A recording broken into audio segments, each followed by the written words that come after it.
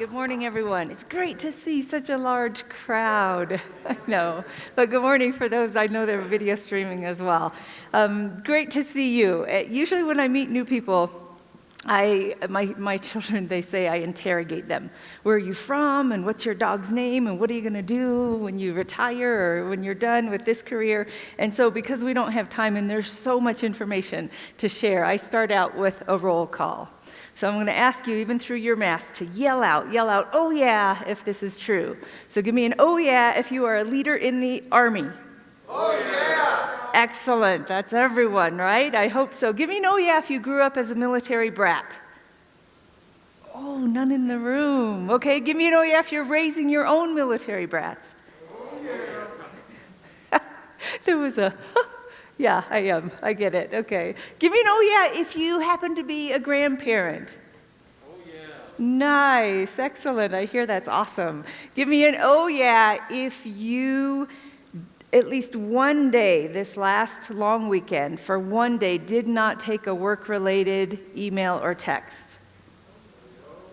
Nice, awesome. That importance, right? Importance of taking a break. Okay. Give me an oh yeah if you are a cat person, not a dog person. Was that I think that was a oh yeah? No. He's like, oh no. Okay, all right. Give me an oh yeah if it's important to protect your friends, your family, and the soldiers that you work with. Okay, excellent. Thank you. And that's what we're going to talk about today as leaders in the Army, as leaders here at Fort Carson, your role and responsibility in terms of response, the response to sexual assault. And there's a very different conversation if we look at response versus prevention, but today we're going to look at you as a trauma-informed leader. And I'll share that the information today really is a semester-long class. So imagine how we can condense that into an hour. That's what I'm going to try to do with you and for you and have this conversation. So first I'll share. Now I share this picture to show first, like, oh, she was cute. How cute, right? But then I also share it because obviously you can see from the tag, I grew up as a military brat.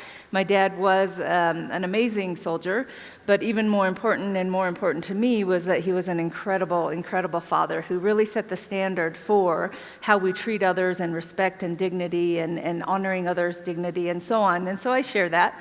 I also share it because, as you can see from the name tape, I was given this name at birth. Even when I had an opportunity to change it, I did not, to honor the great man that my father was and is for me. My background is in education as well as in mental health, and I've worked for either the Army or the Air Force for most of my adult life, and worked in the sexual assault prevention and response program for about 11 years. And then just this last year, I transitioned into a new position that really looks at prevention and the science of prevention at the Air Force Academy. So I've been here in the local area for a little bit. So that's a little bit about me and where I come from, and really to present my bias, that I've worked with survivors from the age of 3 up to people who don't want to mention their age, right? And so that is my bias. This is where I come from. And so I share a lot of this information from science, but also from my personal experience in interacting with soldiers and airmen that serve our country, okay? And so with that, I'm going to give you a caution that the subject we're going to discuss, that I'm presenting today, may be difficult to sit through, may be difficult for you, maybe because of your own experience or someone that you love and your background. And so I'm going to ask you to take care of yourself, whatever that means and whatever you need.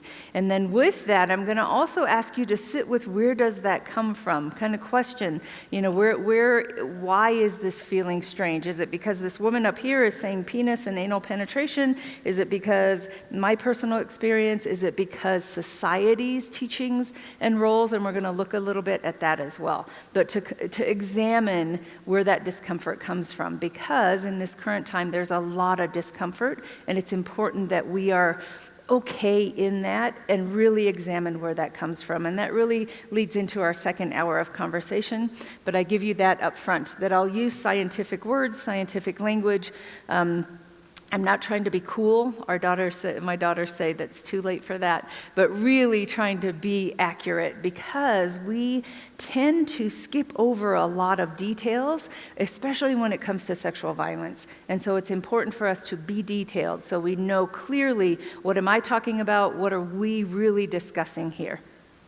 Okay, so with that, let's go ahead and start with an analogy here. So let's say in next week, you go to work and your boss says your name.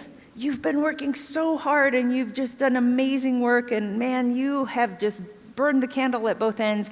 You get to take the day off. And you're like, yeah, Kimberly, you don't know my boss, but just pretend, right? So you get to take the day off and you decide to go and practice self-care, right? We talk about resiliency and self-care and rejuvenating and making sure that we are fit for the fight and fit to be in. And so you get to take the day off and you're going to go out into nature. You're like, no, Kimberly, it's shopping, but no, it's my story. So you're going to go out into nature. And there is no list or, honey-do list or dog needs a vaccination, none of that. You really get to take the day for yourself. And you can take anything you want except a cell phone. Okay? What are you going to take? Yell out. Fishing rod. Sorry? Say that again. iPad. iPad, fishing rod. A book. Running shoes. A dog, awesome. Okay, so you find this amazing river. It's a beautiful day like today, and you go for a nice run. Your dog's running with you. You come back to the creek, and you find the side of a river, and you're relaxing. You throw out that fishing line, maybe put on some music with your iPad, and you are just chilling, relaxing, feeling that, breathing that Colorado air. And you hear, help. Help, help, help, and there's someone floating down the river. What are you going to do? Okay, hop in and save them. Some of you are maybe strong enough swimmers. You know the risks in that. You jump in, you grab the person. Maybe if you're not that swimmer, you put your fishing rod in, if it's not that pull-apart kind, right? Like you put that in there, they grab it, you get this person, they're on the banks of the river with you. You're both laying there soaking wet, but they're breathing, they're good, you got them. And then you hear, help, help, help, help. And there's 2 people floating in that river. What are you going to do? Jump in and save them again, right? You're going to do it again. Maybe not send the other person in. They didn't do very well the first time. Maybe they get a branch. You jump in, you get them. Now there's 4 of you on the banks of that river, and you are exhausted. Right? If you've done that, adrenaline up and down, very natural, normal part of responding and then recovering, but you are physically exhausted. 4 of you laying there, you're breathing, catching your breath, and you hear, help, help, help, help, and there are hundreds of people floating in that river. What are you going to do?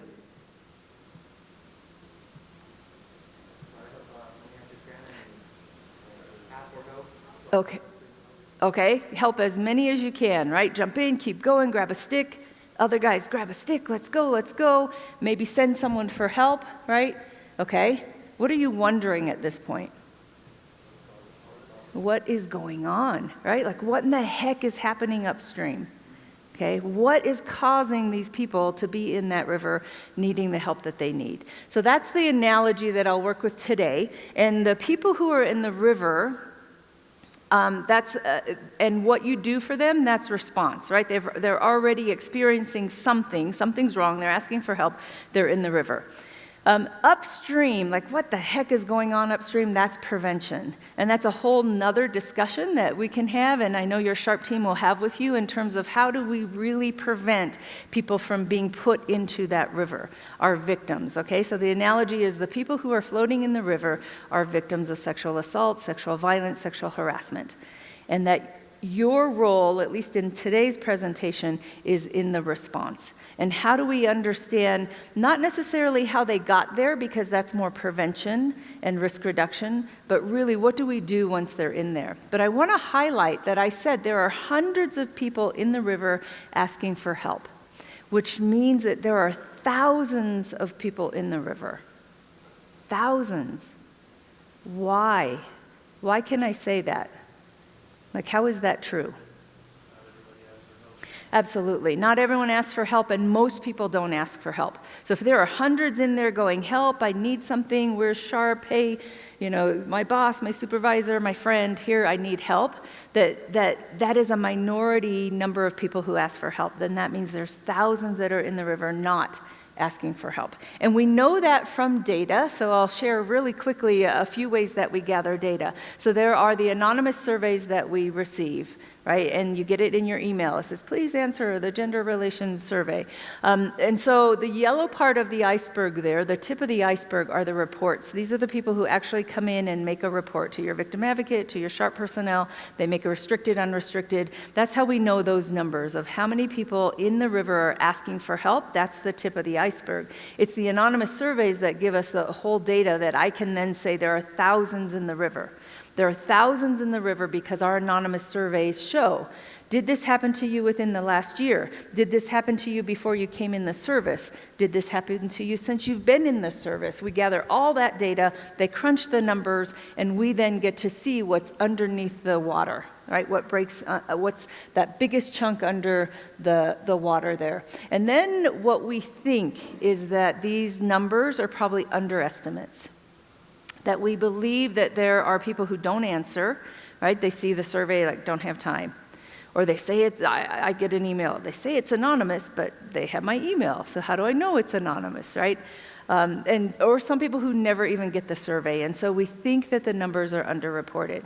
And so when you hear that you have this many reports in your unit, on your base, in the Army, then you have to be able to think of numbers that number is actually a lot bigger. And the estimate is about 84 to 86% of people never tell anyone. Never tell anyone. Never tell their parent, never tell their friend, never tell their leader. Right? So most people don't report. That's how we have that number. So when you see data like 1 in 4 and 1 in 5, be a really, really critical consumer and say, what are you talking about? Because in the military, we ask, has anyone even tried this? Have they attempted this? We include those in the numbers. And this being touching, grabbing, fondling, pinching, oral stimulation, or penetration with a body part or an object. Right? We include all those numbers, but some surveys only ask about full penetration.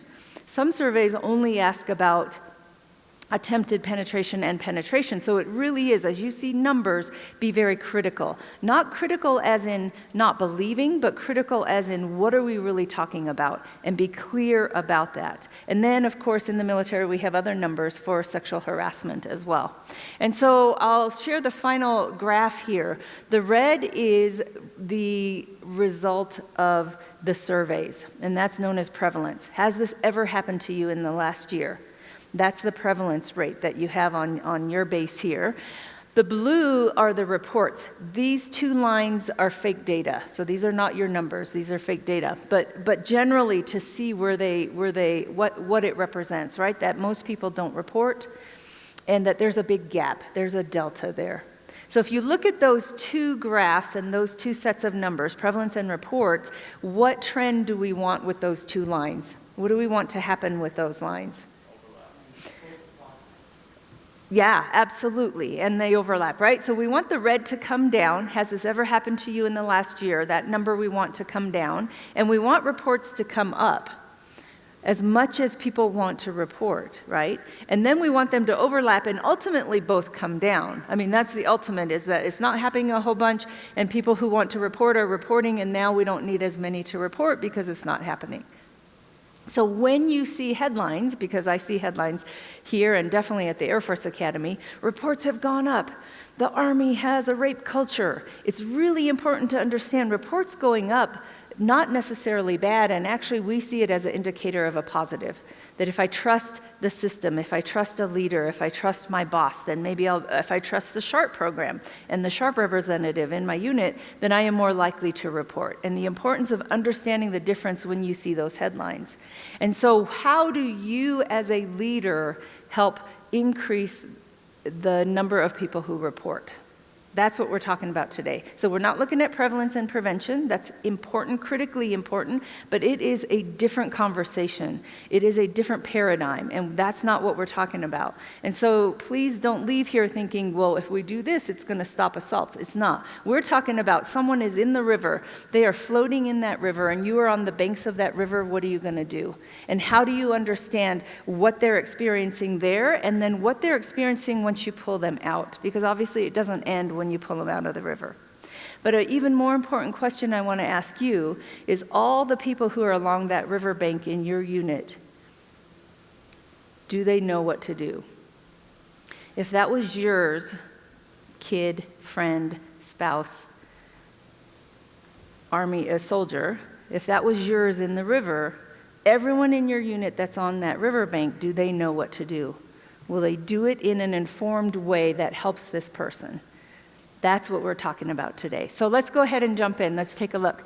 Trauma response is automatic. It is in the limbic system of our brain. It is not something we train out of us. It's not something we take away. The limbic system, some people call the reptilian part of our brain. So if you think of your brain, it's that centerpiece. We have all this other stuff up here, the gray matter, the white matter, and we'll talk about that. But it is an automatic response. And this is a response to any trauma: war, car accident, losing a child, death of a child, sexual assault, right? Any trauma, experienced trauma, personal trauma is an automatic response. It's in the limbic system. So I'm going to talk about what that looks like. So I want you to think about an incident in your life, and I don't want it to be about sexual assault. So let's not think of a situation, if that's in your history and your experience. Think about a situation where someone did something to you and you didn't have a choice. Like, it wasn't consensual, it wasn't something you were playing together or doing together. I'll give you an example. I have a brother, and he is just under 2 years younger than me. We grew up in the military, best friends, my best bud in the world. And when we were little, our parents would use the swimming pool as a babysitter. Like, we'd go swim constantly, all the time, right? And of course, as little brothers will do, he will dunk me, right? He has my head, he dunks me underwater, and then I fight and I get out and I try to dunk him. And even though he's younger, he's just bigger. And one time, though, he dunked me where he held me down just a little too long. And I was like, oh, that panic, right? Like, this is it. I'm not going to breathe. I'm not going to live. And then I come up. So that's my example. So think about a situation where someone did something to you. It wasn't your choice. It wasn't consensual. It wasn't something you wanted necessarily. Think about that and really think and feel that experience.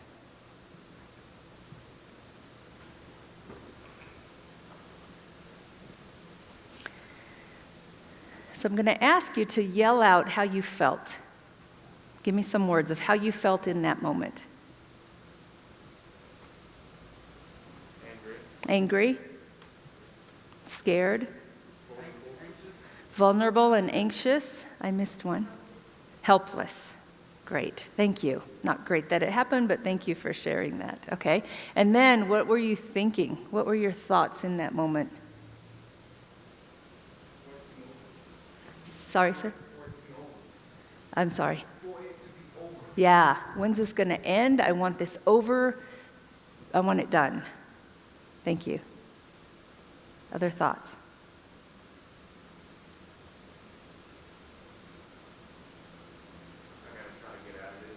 Okay. I got to get out of this. How am I going to get out of this? How am I going to survive? How am I going to stop this? Okay.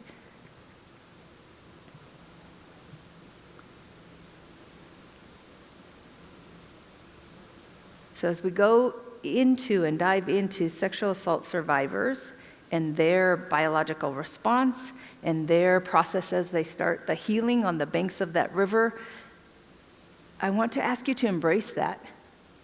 The thoughts, the feelings. When someone did something to you you didn't ask for, you didn't consent to, and how that felt and what you were thinking in that moment. Because what you just shared is a lot of what we hear from sexual assault survivors, absolutely. Along with a few others that I'll share here as we go. All right. So in our fear response, as I said, it's an automatic response. What typically happens are a fight or flight response, right? So you're in the midst of something scaring you, something that's surprising, and we will have F responses, right? Fight or flight. So here I am, I'm running along, and here comes a bear. If I try to fight that bear, who's going to win? The bear, yeah. Not probably, definitely. I'm not offended. Yeah, the bear is going to win. So then I think, okay, let me get out of here, and I start running. Who's going to win? The bear, yeah. I'm a runner, but not fast enough, right? Definitely. So we have the fight or flight response. But what comes before fight or flight for us as humans in most situations, in many situations, is the freeze response. It is known as tonic immobility. So if I'm running along, going through Ute Valley, I do my runs there in the morning, and then a bear comes, and I actually, in tonic immobility, my body freezes, right? My heart rate, instead of escalating with fear, it will drop. My respiratory rate will drop. That I will actually potentially and usually will just collapse to the floor as if I'm dead. And the bear, hopefully, if it's not hungry or rabid, will swat me a couple times and then leave and be on his way, right? So that we as humans will most likely survive when we go into tonic immobility. And so then imagine that it's with someone else that does something that's not consensual and we go into tonic immobility. And the questions that brings up afterwards with why didn't you? Well, you could have. You should have. Well, you knew better. Like we've trained you. We physically trained you to be able to fight, right? We physically trained you to be able to assess and get out of there if you needed to. Like that's the military training, right, is a big part of that. And yet this automatic response of the freeze, tonic immobility. And then we have the far away, which is to disassociate, where someone just totally checks out. Something's happening to them and they are totally checked out. And so we'll have survivors of sexual violence, well-meaning people perhaps afterwards saying, well, do you remember this? Well, what about that? Well, if that really happened, then you really should know this, right? Like what were the color of his eyes, or what was what was he wearing? What was the color of his tie? And survivors not remembering, perhaps because of that freeze, the dissociation, and then the disassociation as well. So we'll go into details about that, but really to understand that it is an automatic response.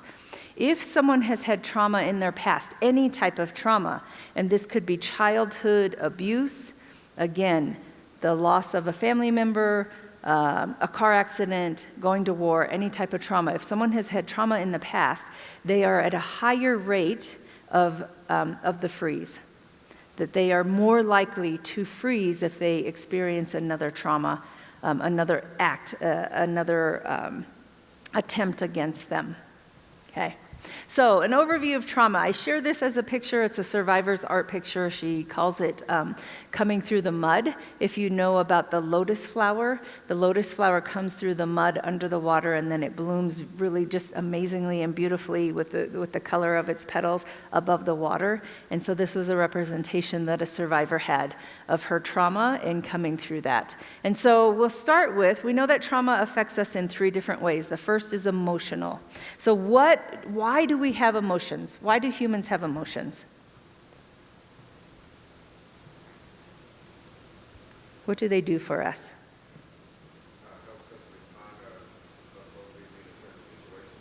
Absolutely. It helps us respond to situations appropriately. Something happens, I go, ooh, don't like it, and I respond. Something happens, and I go, oh, love it, and I'm going to respond, right? Absolutely. Why else do we have emotions? Absolutely. It connects us to other people.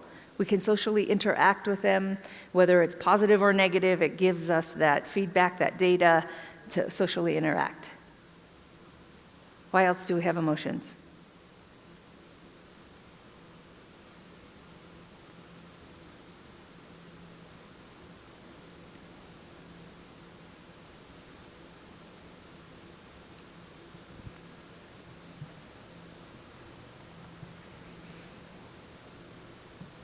So it gives us data for our environment. It tells us maybe what we like. It helps us with the approach and avoidance response that we have, either to food or people or work. It allows us to have some history, some remembering of history. You know, someone walks into your office and you're like, oh, yeah, I don't want to talk to that person, right? So it gives us that kind of data and feedback as well. It adds texture and color to life, right? We know trauma affects us emotionally. And so what is common a lot of times with sexual assault victims and survivors is the sense of shame, betrayal, rage, isolation, alienation. These are some common emotional responses to sexual assault trauma, sexual violence. And we know that traumatic emotions are unmodulated, uncontained, and can be overwhelming. So when we have extreme emotions from any trauma, not just sexual violence, but any trauma, we're not used to that. Like, look, right now your state perhaps is pretty neutral, hopefully a little bit positive, maybe a little bit negative, right? But you're able to sit with it and you can manage it and feel it and control it or just let it be. But when it is with trauma, oftentimes it's unmodulated. It is up and it's down, it's extreme one and then maybe extreme the other. That it is oftentimes uncontained. Even as humans, we try to contain it, but I will tell you, as humans, we cannot. We cannot. There are many times when we can hold it in for even decades, but it impacts us ultimately, eventually, and we'll talk about that. Intense negative and psychologically threatening emotions often flood us. That we can oftentimes, and I use an analogy that when we try not to deal with emotions or feel emotions, that we put our hands here. So my analogy is I use one hand to hold that emotion here. Don't want to feel it, don't want to think about it. But then what happens is I'm only operating in the world with one hand. So I'm not fully there. So I come back from deployment, and the things that happen at deployment, I'm going to hold that here. But then you are operating with your family, with your friends, with your work, just with one hand. And then guess what? As humans, we get tired, right? This hand slips, and it comes out. It floods us. It's extreme. Like, wow, what's wrong with Dad? He's angry all the time. It's the anniversary of a certain death of someone. Our hand slips, and it floods us. Right? And whether we express it or not, it floods us as people. Extreme, intense, negative, psychological, threatening emotions. And then when we are flooded with emotions, uncontained emotions, it impacts our regulatory system. So remember on the banks of the river, I said when you were laying there with the 4 people, you're like breathing because you're coming down.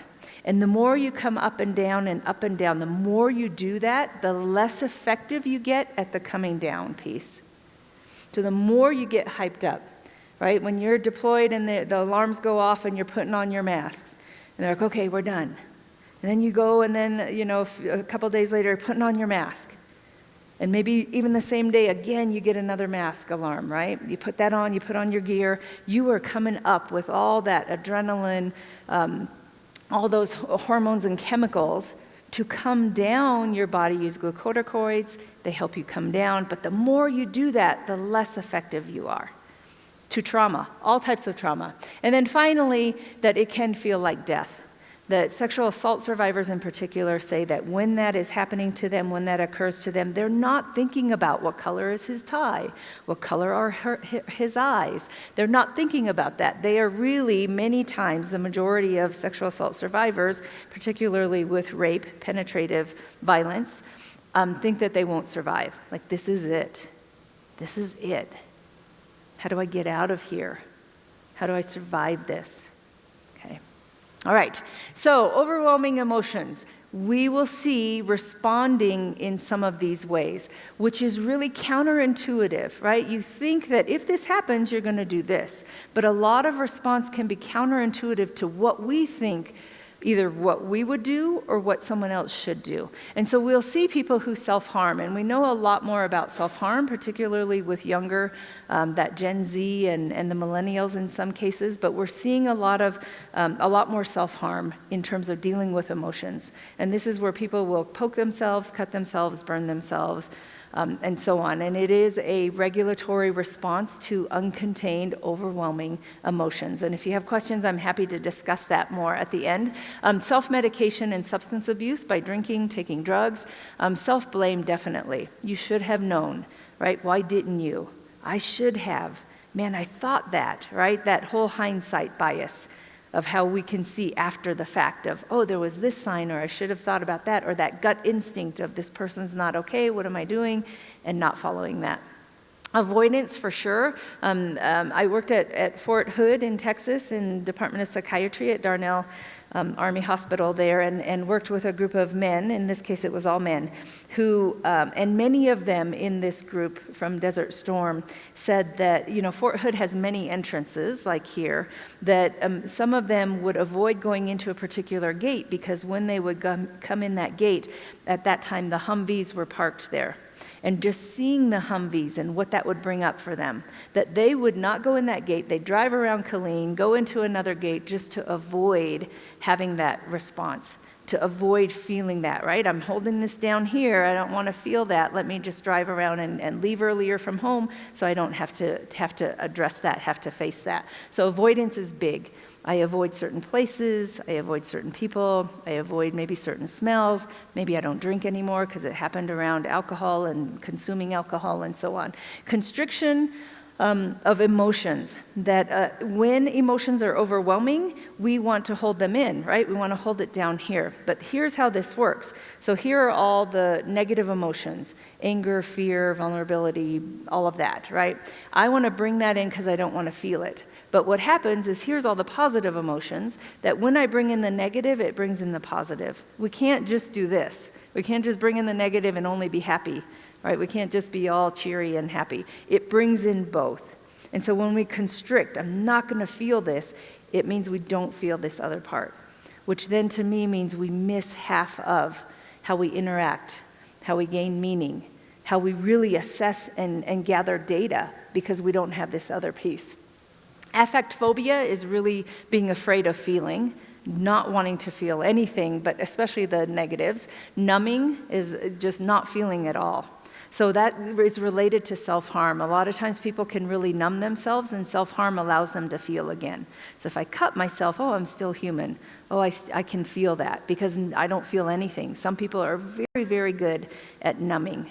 I had a young girl that I worked with. She was about 7, and she was in the foster care system because her parents or her mom sold her body to get drugs. So men would come in, they'd have sex, they'd do whatever they did with this little girl, and at that time she was 5, and then the mom would get drugs. And when I started working with this young lady, she was in foster care, and we went to the dentist. It was the first time she'd ever been, at 7 years old, ever been to the dentist. And the dentist came out and said, there's this cavity, it's huge, incredible that I can even touch it, and she doesn't even respond.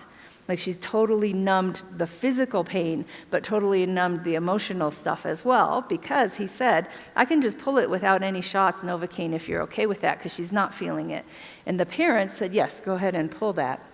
He went back in, and I'm sitting there, and it didn't hit me. It hit me a little too late, that here's a young girl sitting in a chair, her mouth wide open, and a man standing over her, totally numb, physically, emotionally, that he could just pull that tooth out, right? That we as humans, our brains are incredible, our ability to numb pain, for sure. Okay, then disassociate is checking out. So some of you have disassociated already in our time together, like you've made your shopping list, or you thought about the Hawaiian vacation you're going to hopefully have soon. Like you go and check out, right? We do that pretty regularly. It's not uncommon. Your kid, your spouse is talking, going on and on and on, and you're like, oh wait, what did they say? That's disassociating, right? But when it comes to extreme trauma, disassociating can be absolutely, absolutely costly. Think about driving and disassociating, right? If you pass by the place where something happened and you totally check out, but you're behind a wheel. Think about disassociating when you're caring for and taking care of an infant. So disassociating, meaning I'm just totally separated, and I think I have a picture here, totally separated, disconnected from my body, the feelings, the pain, and so on. So a picture here that exemplifies that from a young person. Okay. The second way we're affected in terms of trauma and as a survivor is cognitively, the way we think and organize our world. And so when it comes to cognition, understanding our mental maps, we have schemas. And a schema is, I like to think of it as a file folder. So we have schemas for everything. We have file folders for everything. So think about when you have a little tiny kid and they learn about dog. So here's a dog, pet the doggy. So they now have a file folder for dog. And then you're walking along, and here comes another animal, and they're like, oh, doggy, doggy, but it's a cat, right? They're like, wait a minute, it has 4 legs, it has a tail, it's furry, it's walking, it must be a doggy. And then you have to teach them, no, a cat is this, and here's how they're different. Then they can make another folder for cat. But for a long time, everything is doggy. Elephant, giraffe, everything's a dog, right? So that's a schema. We have schemas about our whole world that helps us organize our world and make meaning out of it. And so what we know is that we like to be in homeostasis. We like it to make sense. If it doesn't fit in this file folder, then I'm going to either assimilate or accommodate. I'm going to make a new folder, or I'm going to say, you know what, it's close enough that I'll fit it into this folder. Right, so that's our mental cognition, just really simplified in terms of making sense of the world. And then to integrate means it has to all make sense. And so it's the same when it comes to sexual assault and sexual violence. So here I am as a little kid growing up. I told you real quickly about my dad, awesome man, loved me from before the time my feet hit the earth, just incredible man. And so I am born and I'm growing up with this man, and I have this file folder for men and boys. Then my brother comes along. I told you we're best friends. He fits right into that file folder for men and boys. And then I go along and I am raped by a man. So then I have to think, okay, here's my file folder. Men take care of you. They put on the uniform. They, do all things for their family. They just love you. And then here comes this experience. And I either have to make a new file folder or I have to change the meaning in my file folder. So to have a survivor make a new file folder and say, yes, some men can be. But for some people, it's now men cannot be trusted. Men are dangerous. And the idea of having to make sense of an experience and how it fits within our cognition of the world and our cognition of me in that world. Because I was worthy, I was lovable. My family and the men and my friends and my roommates in the past saw something in me that made sense, that they respected me and treated me that way. Now I have this experience, well, wait a minute, what am I and where do I fit, and maybe I'm not as worthy. And maybe also I'm not good at evaluating.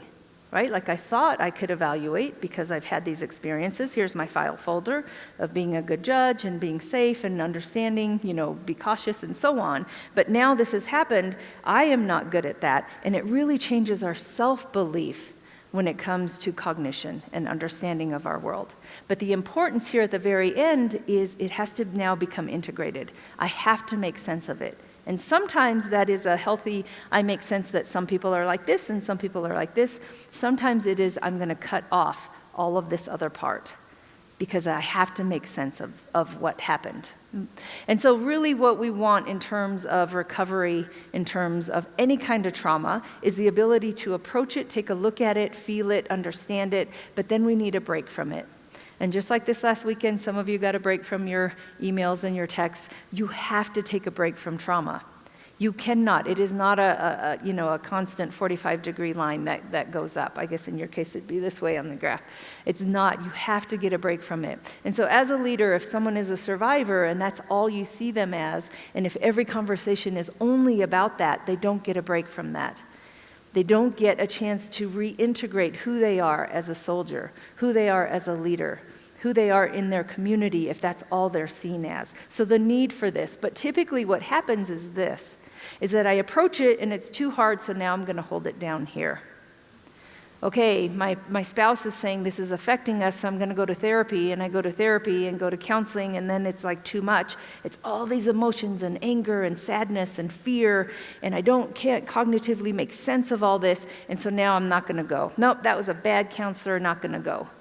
Until maybe it's the anniversary, and I have to let go of this a bit, and it blows up. Then now I got to face it because now I feel it, and so on. So this is typically what we see, often what we see when it comes to trauma, extreme emotion. Okay. And then the third and final way that we process trauma is biologically. We know that trauma lives in our body. It lives in our body. It exists in our body because it affects us. We are encoded to remember to react to threat automatically. So if I'm walking down the street, this Mack truck is coming towards me, I do not then do an SAT question and go, oh, it's going 40 miles an hour, it's 20 feet from me, how long until Kimberly gets hit? We don't have time, right? Like it's automatic. I will jump. Even if my back is hurt, my leg is hurt, I will jump out of the way to survive.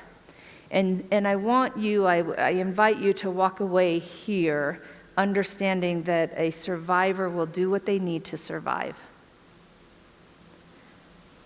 All the training we give, all the cautions we have, all the risk reduction we share, a survivor will do what they need to survive. And remember I said one of the other factors in terms of sexual assault trauma is the idea that you will not survive. And so we are automatically encoded. And so if that is to freeze, if that is to cooperate, if that is to do what's needed to survive, that's what we will do in that moment, in that instance. And perceiving and remembering to and responding to the threats trumps all other needs. So here we see biologically the change in the neurons. If you remember in biology in high school or college, the dendrites and neurons, and they reach out like that, and they send chemical messages, electronic messages. And so this is the exact same neuron, but the difference after that, that repeated up and down that I was talking about. So this is someone who is excited, threatened, adrenaline, and then they come down. And then they go again, and then they come down, and again, and you'll see actually the biological change in our body when it comes to trauma. All types of trauma: war, car accidents, loss of a child, sexual assault. So it impacts us biologically. So I'll give a quick summary here in terms of that we know that there are many parts of the brain, and as I said, the limbic system in the middle that affects us. So right now you're taking in all this data, the slides, my voice, the seat that you're sitting on. There's a little bit of a whirl of a fan going on, right? And that with all these you have volume buttons. So hopefully right now my voice is a high volume button that you're listening. And then you were like, well, thanks, I didn't feel the seat, but now I feel that I'm uncomfortable in the seat because you mentioned it, right? So it was low before, but now I turned it up. So you're taking in all this information and data, and we have the amygdala and the hypothalamus and the pituitary really involved when it comes to fear. And remember, it's automatic. It's an automatic response. And then the pituitary, I think that it's going to show that we take in all the data. The amygdala says, oh, it's fear. The pituitary then sends out hormones to the adrenal glands, which are on our kidneys. So this is all happening instantaneously, automatically. We don't control it. And so we are pumped with a couple dozen hormones and chemicals when we are in fear. And it happens, it starts here, and then it floods our body. So if we take a look, and this is from the work of David Lisak, at the high road to fear, we know that the amygdala, so something happens, and then the amygdala goes, fear, fear, something bad, it's scary. And then it will then, the high road meaning, then it goes to our thinking part of our brain. Because so far, all of this is automatic. It's that reptilian part. The outside is the thinking part. And the high road is when you get a chance to think. It's not the Mack truck coming really quickly. It's I'm walking into this situation. Something doesn't feel good. I have some fear here. Let me think about it and process it. And so the high road is when you get to think about that. The low road is when it's automatic. The Mack truck comes, I move out of the way. It's instantaneous. We know how it feels. Respiratory rate, eyes, pupils affected, heart rate, breath. It's like a lot of times you'll see that covering the mouth because we take that breath in, right? It's instantaneous. This is a picture from when the towers were collapsing in New York City. So I'll give you an example. Let's talk about another story here. So we're going to walk in the woods, and when we're walking in the woods, in this first scenario, we see something that's on the ground. And so we think, it could be a snake, right? So it might be a snake. It looks kind of like a snake. And so we take in that information. The amygdala then talks and allows it's the prefrontal cortex and the outer part of your brain. And the brain says, oh, is it a vine? And then it tells our amygdala, oh, chill out, it's okay, it's a vine. So you still get a little hit of adrenaline, right? You're walking along and you're, oh, it's a vine. How funny. But you still get that, right? Have you ever felt that where you're just like, oh, that was ridiculous. Okay. And then on this same walk, if we see, and then our brain does get to, the amygdala says, oh, it could be a snake. And then the brain goes, oh, it's a snake. So I did that the other day. I was running in Ute Valley. I'm walking along and I see this pile and then I run by and then I'm like, wait a second. And I look and it's a snake. It's a rattler. And so then, of course, I have to go look, and then it starts rattling, and I'm like, I'm pumped with all these hormones and chemicals of fear, right? So allowing ourselves to be able to process. We need time, we need distance, we need to be able to take in all that data and process it. But we know that we don't always have that, and especially when it comes to fear, and especially if we have experience before. So I told you that people who have had trauma in the past are more likely to have that tonic immobility, that freeze response. And it's because of their past that they may do that. So here's take 2 with the walk in the forest.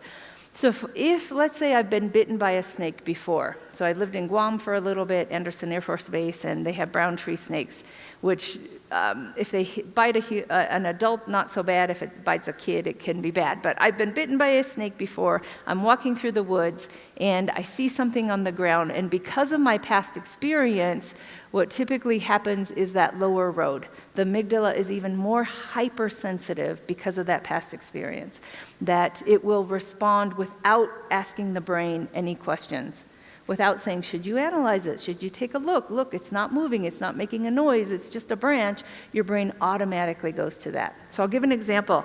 I married a man, he was in the Army, and now he's in the Air Force, but he was in the Army. And I brought home this big bouquet of balloons, and I wasn't home, and my husband was upstairs sleeping. And we have 3 daughters. They are very, very creative and curious. And so they got straws from the kitchen and got needles from the sewing kit and started doing these darts, right, with these little needles shooting at the balloons, which as a parent, I'm like, what are you thinking? But then as like a thinker, I'm like, wow, that's pretty creative, right? So they're shooting these needles, and then one of them hits it. And my husband is down the stairs. There's 2 flights of stairs. He's down them in like 2 steps, ready to go, right? That automatic response because of his experience with the military and his deployments, that popping noise automatically impacted him. Didn't have to think, automatic, right? It didn't go to the higher cortex and allow for that processing. It was just the amygdala response. So we see, let me go here. We see that past trauma, we can take ordinary stimulus, the popping noise, right? Where me, I'm like, oh, what's popping? Or is that a firecracker? For someone else with that past history means something different. And so we see a normal pair of hands, which usually are, let me shake hands, let me give you a gift, or please take a seat. For someone who has trauma, perhaps, where they were strangled with a pair of hands, a set of hands, right? That person has a different experience of that stimulus, of that pretty innocuous, no threat, and yet for someone with that background, absolutely can be high threat. And we see that in particular with colors, smells, noises, and so on, based on the experience of what happened during that trauma. So I'm going to ask you, of the five senses, which one do you think is the strongest in terms of triggering memory? It is smell, yeah. It is the olfactory processing center is right next to and near the fear center of our brain. So it's smell that brings out our memory. So I want you to think about an exercise here. Think about a smell from childhood that elicits a positive memory. So nothing trauma, nothing negative, but a positive. And then really think about that smell and what memory it brings up. Okay, so let me ask someone to share. Would someone share? What is the smell and what memory does that bring up for you?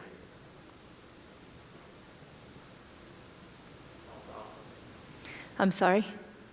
Grass, I like alfalfa. I grew up on a farm, and I just, every time it just like brings back those memories of that country life and the peacefulness and the fields.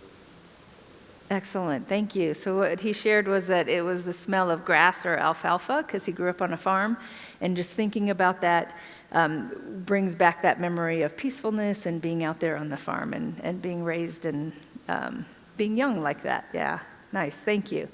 So it's that smell is a trigger. It's a big trigger. So here's an example with David Lesak is a therapist. He was in Boston. He's since retired.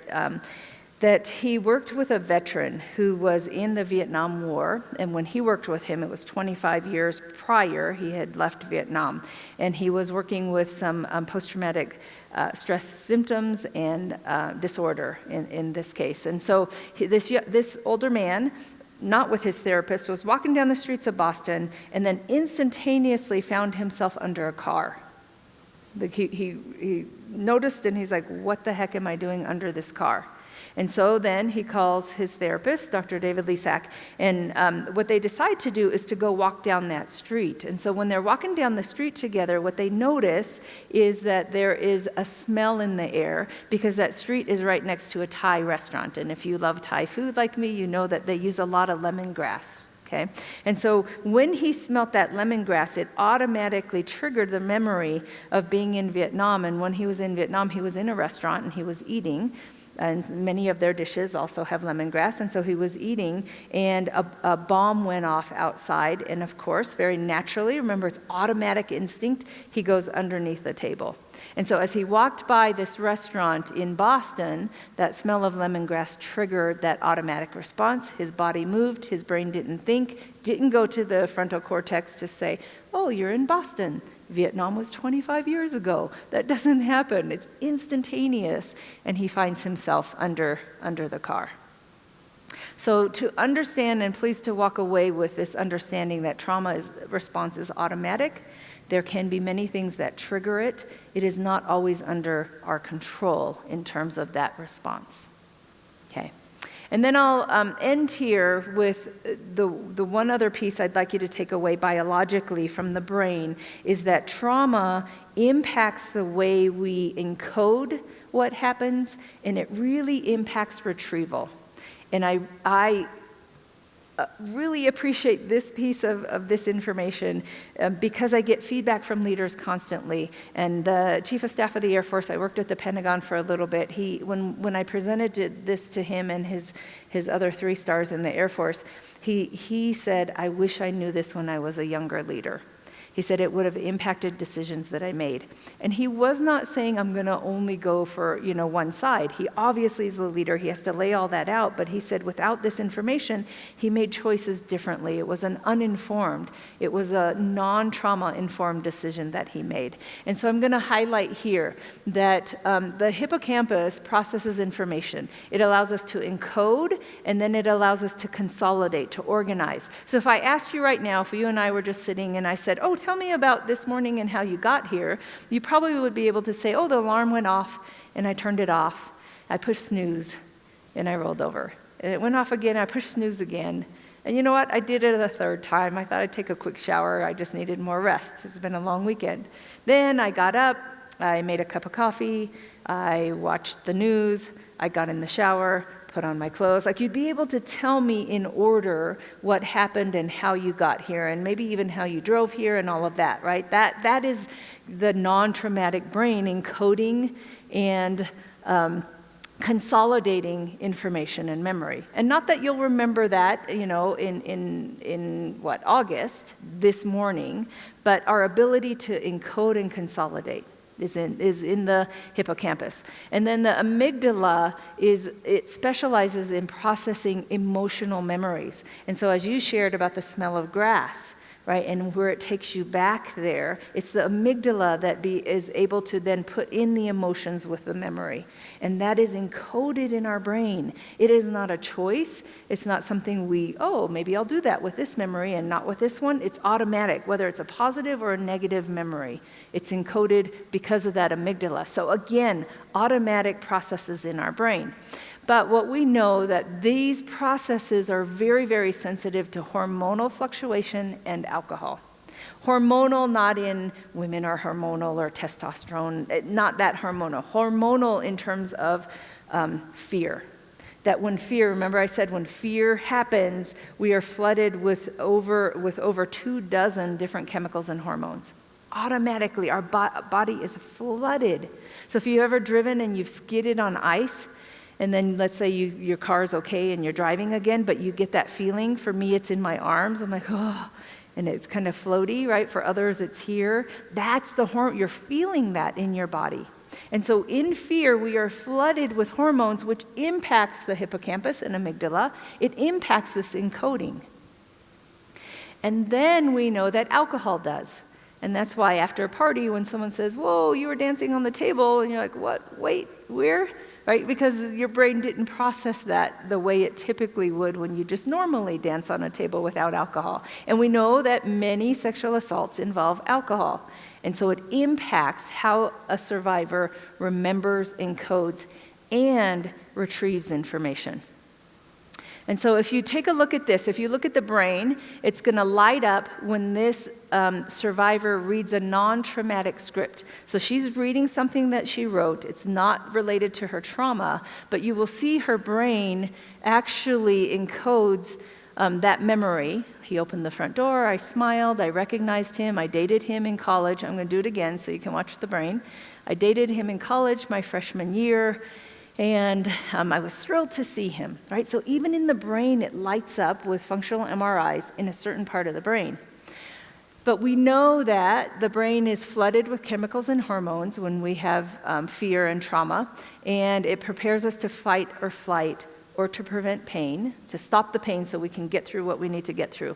But it impairs memory consolidation, our thought process.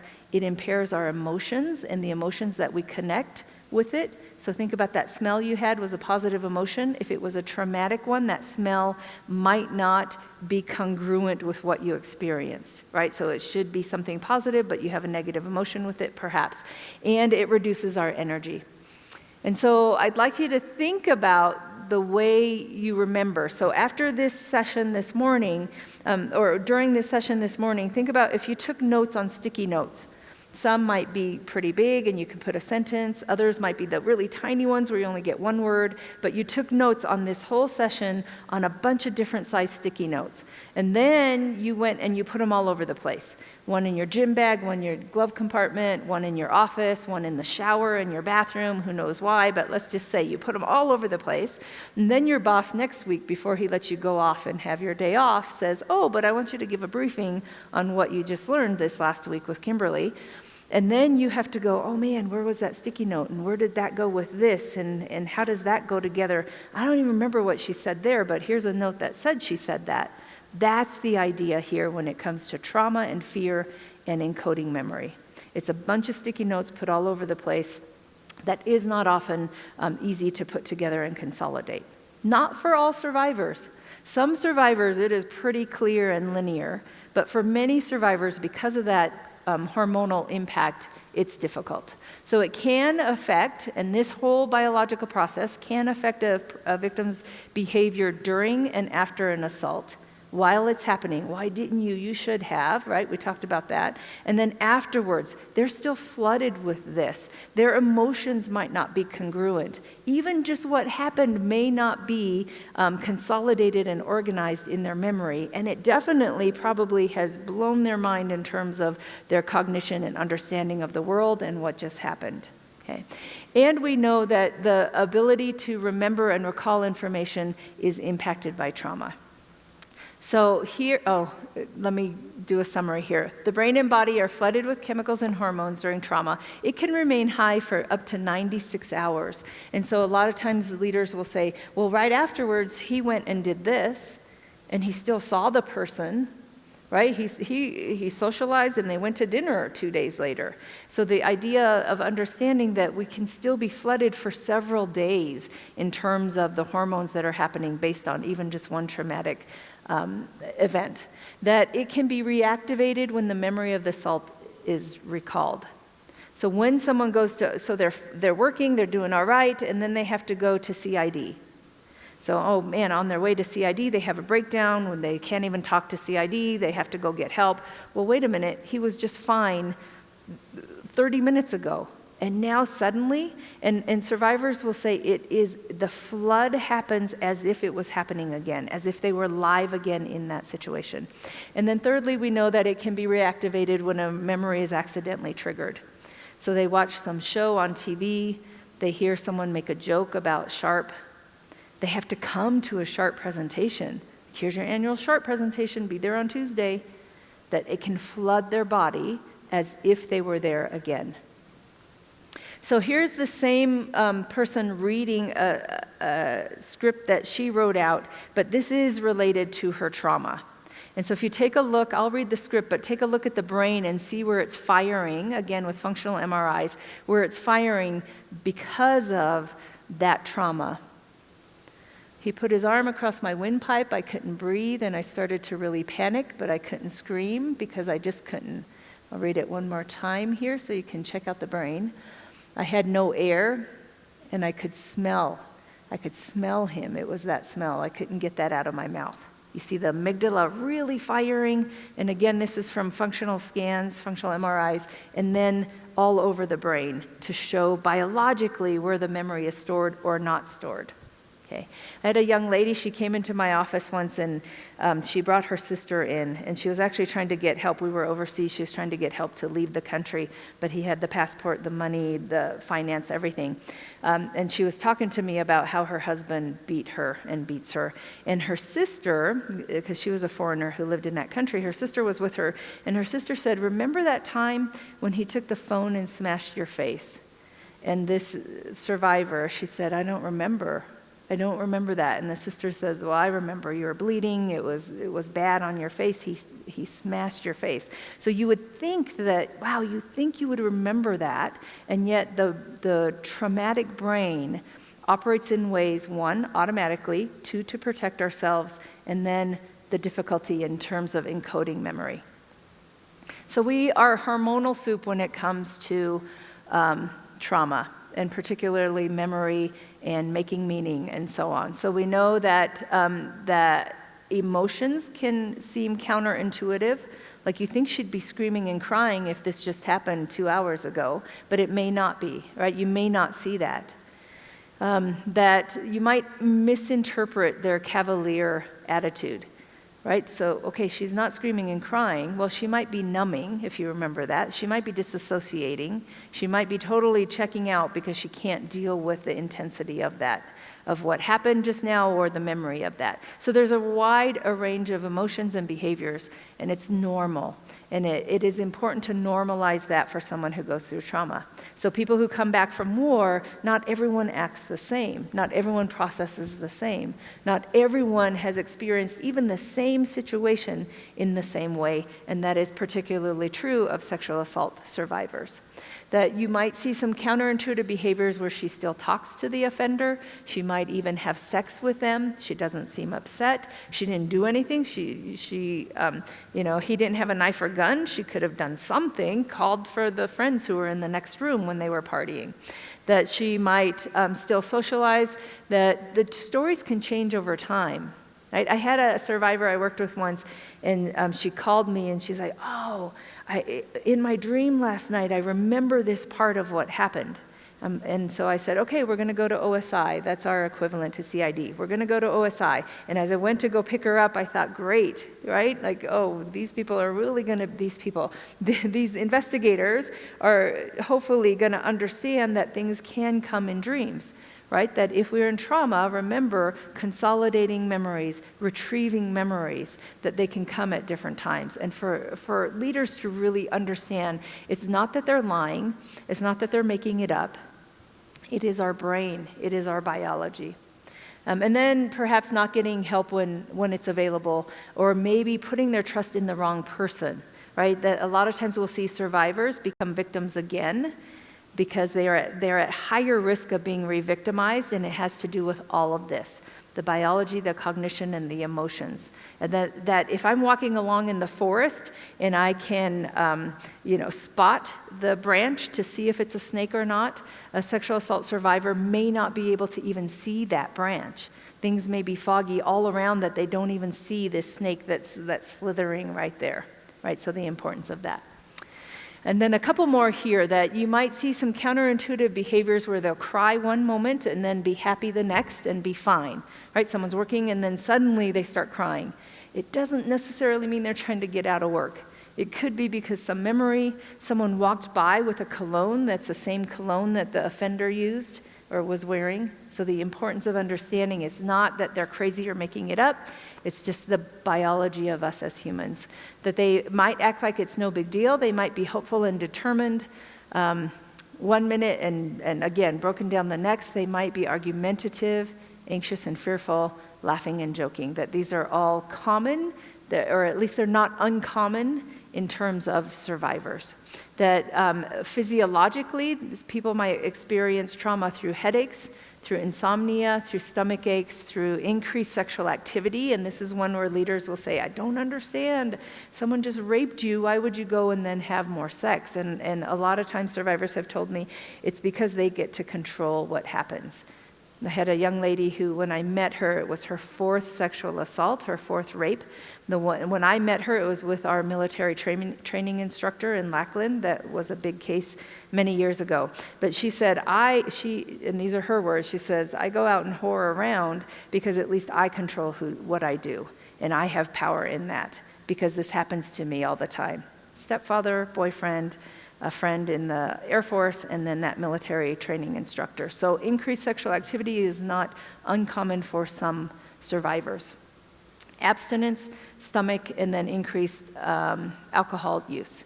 So, and then finally, the counterintuitive memory. Stories vary at times, that it might change, right? They remember this, and then later they remember another piece. They might be fixated on one particular detail, and it might not be the one that we think of. Like in many cases, I'm like, wow, this seems so critical, important, but the survivor focuses on this other thing that for them has meaning. For them, there is something behind that piece of that story. That sometimes they tell in a linear fashion, sometimes they don't. They might be frustrated and agitated that they can't remember, and that they recall different facts at different times. Okay, so recovery requires integration. Remember, we talked about that cognition. We have to integrate. What does this mean? Who am I? Who am I in this uniform? How is my leader going to see me? How are they going to treat me? The importance of being able to reintegrate. That if it doesn't happen, that avoidance is very costly for that individual, for your unit, and for the Army.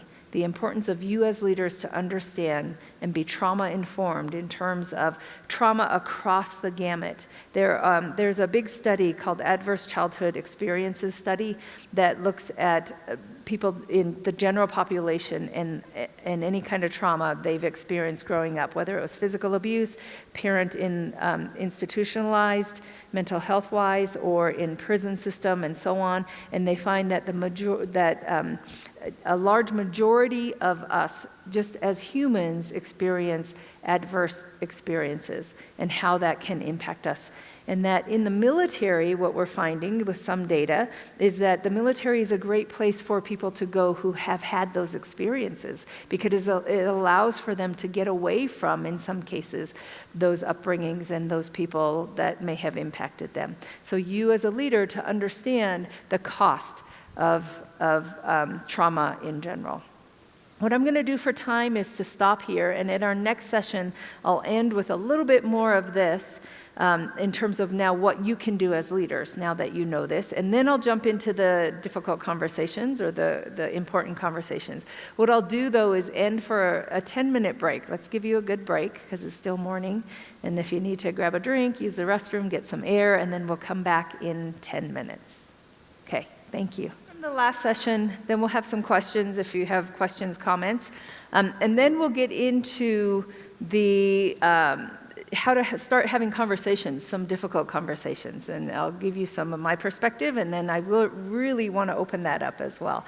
So to conclude with the last session in terms of the neurobiology or being a trauma-informed leader, is a few takeaways. Is one, to really hopefully acknowledge what you learned, and if you learned anything, hopefully you did, to understand that trauma is, the trauma response is automatic, right? It is an automatic biological response. That being not organized, not remembering, trying to make sense for a survivor is also very normal. It's a normal reaction. And so one of the best things I believe that leaders can do is to be that representative. You are that representation of what a survivor is going to come back into. And whether that is Army-wise or whether that is society-wise. Like I think about my dad and others who returned from Vietnam and how society lacked that welcome back, and how that really impacted not just their experience of their history of what they did, but their experience of coming back into that fold, coming back into that society. And so for you as leaders, the importance of being that representative, to understand, to believe, to support, to give a survivor all the control that they need, because think about someone has taken the ultimate control of their own body away from them, and how important that is for them to then make all the choices going forward. There are so many cases where there was some good evidence, like good hard, the investigators went in and they got evidence, and how we would want victims to go forward with a case and go to court and so on, but ultimately it has to be that victim's choice, and how many victims would drop out at that point. One victim all the way up to the grand jury equivalent, right, the pretrial stage, that everyone's saying this is the best case, it's strong, there's evidence. You don't always have physical evidence, as you probably know. And then her just saying, nope, I'm done. Like, I don't need to go to court now. Or I'm like, what are you doing? Internally, not to her, but internally. What are you doing? This is such a strong case, but allowing her to make the choices going forward. So the importance of being that person that represents what they're coming back into. The young lady that I told you about who when I met, had 4 offenders, 4 sexual assaults against her. She was up, and our process was over a year and a half. She was up to re-enlist. And I really thought she'd be done, because 2 of the 4 offenders wore uniforms. And when I asked her, are you re-enlisting? What's going to happen? And she said, absolutely, I'm re-enlisting. And she shared, she's an airman, she said, because the Air Force has taken better care of me than my own family did. So the importance of leaders in that. When she went to testify in the States against that military training instructor, when she came to the States, because we were overseas, the commander sent a staff sergeant with her just to be there. Like, if you need food, if you need anything, just let the staff sergeant know. And after she testified, when she was going down the hallway, the staff sergeant just stood there and stopped the press from going after her. Right? And so then a year after I left, after she re-enlisted, I left that base, I saw that she wrote an article, the survivor wrote an article, and the SAPR program, the SHARP program, had just like 2 sentences. But her commander had 2 paragraphs in terms of what he did for her, in terms of listening, that he oftentimes didn't know what to say, but he just sat there and asked, what do you need? And when she didn't know, just sat there. And then to send that staff sergeant with her when she went to court. And how important that is as a leader to represent that culture, that society, that force, that uniform that someone is trying to put together cognitively, emotionally, even biologically. You are that representative. You are that representation of that. So as I said, to give them their choices back, to facilitate choice, obviously know what the resources are, always, not just when it's time. And I get that, right? Like, it's not a thing until it's a thing. And so I really am maybe just going to come to briefings and learn, and then when it's an emergency, I'll ask the right people. But really knowing that up front, and especially those of you who are new, different bases operate a little differently, to really know what that means in terms of what resources are there, how do you facilitate them making the best choices for themselves. And then finally is that you can't fix it, right? You can't, and many of us, many of you are just wear the uniform, you are in service because you want to serve other people. And that oftentimes when we see someone struggling, we want to fix it, and we can't. That with trauma, people have to go through it. They can't avoid it, my whole analogy of the hand, right? They can't avoid it, but they have to go through it. And in our culture, our Western culture, we're not very good about that. We really are not good about embracing the whole realm of emotions. We just want the don't worry, be happy piece. We don't want to address this other piece. And yet, as survivors, as people who have heartbreak, as people who might be grieving, it is important that we go through that process to be that whole person at the end. And it is not going to be the same person. You don't go through something like that and go back to who you were. And sometimes you're even better. So there's so much research now about post-traumatic growth. So here we are going through life, and then some trauma happens, and for some people, they bounce back to functioning where they were before. For some people, there's a struggle, and maybe even some post-traumatic symptoms, and maybe ultimately post-traumatic syndrome. But for some people, there's post-traumatic growth, that we become even more than we were before in terms of emotional, social, spiritual, all of that. And the importance of understanding that, and to know that as a leader, especially if you're in the SHARP program, you cannot fix it for someone. So my final analogy and story here I'll share, and then I'll ask for questions, is there's this little boy, and he's walking with his grandpa through the farm, and they go up to the chicken coop, and there's an egg. And he sees the egg moving a little, and there's a crack in it, and then he starts to see a little beak in there. And then the little boy's like, oh, the chick's coming out. And so he opens up the egg for it, and then the little chick is, moving around on the hay there on the ground. Then the grandpa and grandson walk around the farm, and they come back and they see that the chick is dead. And so the little boy says, I don't understand what happened. And the grandpa explains that by struggling through the shell, like breaking out of the shell, it actually allows them to survive. That breaking out of the shell, it expels the liquid from the chick's lungs. They practice and they strengthen their wings and their legs and all of that, that it's actually through the struggle that the chick is actually whole, right? Is alive and becomes a chicken and so on.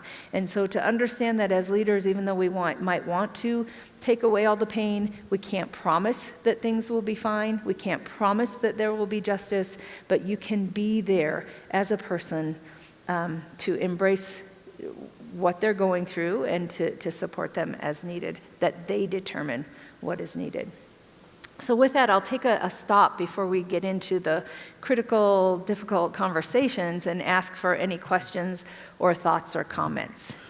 Good morning. Yes, hello. First of all, I just want to thank you, Dr. Dickman, for coming out and providing this training to us, especially during these troubling times. My question to you is, what can we do better as leaders and as the Army to better prepare survivors to reintegrate into our ranks? Thank you. That's a great question. So I've been talking a lot about after you pull people out of the river, if we think back on that analogy, right? Like after the trauma happens, here's what you need to understand as leaders. And then I just gave, just briefly at the end, here's some things to help to take into consideration as a trauma-informed leader. I think another aspect that is important to look at is resiliency itself, and how do we develop that in our young, and particularly in our young people. We know that we're looking at the academy a lot at the Gen Z, because that's who's coming into our academy right now, is the Generation Z. And it is not that they are weak or that they're bad. I love Aristotle has a quote that says, this next generation, they don't know respect, and they just are clueless, and they don't respect their elders. And that was Aristotle. So every generation, we think the next generation is that. But for me in particular, because I work with young folks, is really teaching skills of resiliency. So we talk about being resilient and building those kinds of skills, and yet I don't think that we practice and teach it. We say do it, like you want to bounce back, but there's so much science behind resiliency and how we can bounce back from trauma, how we can integrate that cognitive disorganization. There's so much science in terms of breathing techniques, in terms of physical responses. I know the Navy SEALs, they use heart math. So there is so much science about coming back from traumatic experiences. But I think we also should look even further upstream in terms of not preparing people to become victimized, but preparing people to deal with life. Like if you are human, you will grieve. If you love anyone in this world, you in your lifetime will grieve. And yet, where do we teach people the skills to deal with that? Where do we teach people to build that muscle? Not just the gym muscle, but our heart and brain muscle. I think that is important. And then I think specifically to your question is the support services that you have for survivors and how important that is. From who you hire on as advocates, from who you hire on as SARCs, that it can't be just a light decision, that you need to bring in the best people when it comes to that. When you look at mental health, what resources are they getting that they get that special training? When you look at your investigators, there's so much behind how we question survivors in terms of helping them with that cognitive disconnect after a trauma. And so it's putting resources, money, time, and importance into supporting survivors. Thank you. Yeah, you're welcome. Thank you.